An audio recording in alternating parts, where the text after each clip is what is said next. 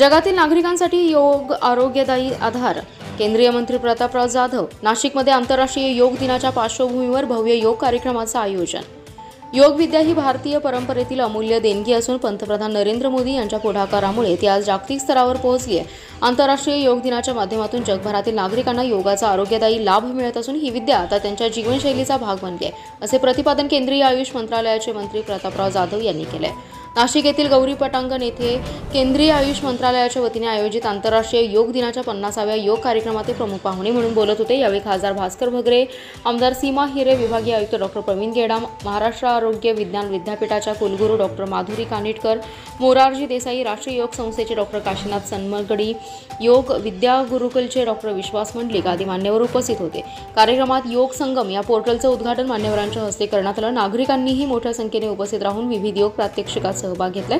मंत्री श्री जाधव म्हणाले, नाशिक हे अध्यात्म, संस्कृती आणि आरोग्य साधनेसाठी प्रसिद्ध आहे. दर 12 वर्षांनी येथे कुंभमेळ्याचं आयोजन होतं, जो आस्था आणि परंपरेचा संगम असतो. त्याचप्रमाणे योग हा आरोग्य, एकात्मिक आणि संस्कृतीचा संगम आहे.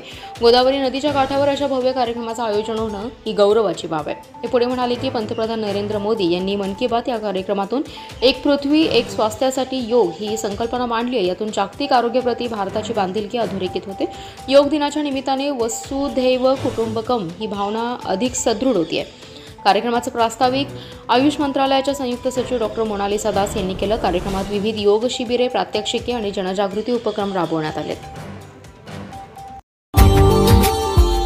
Subscribe now and press the bell icon.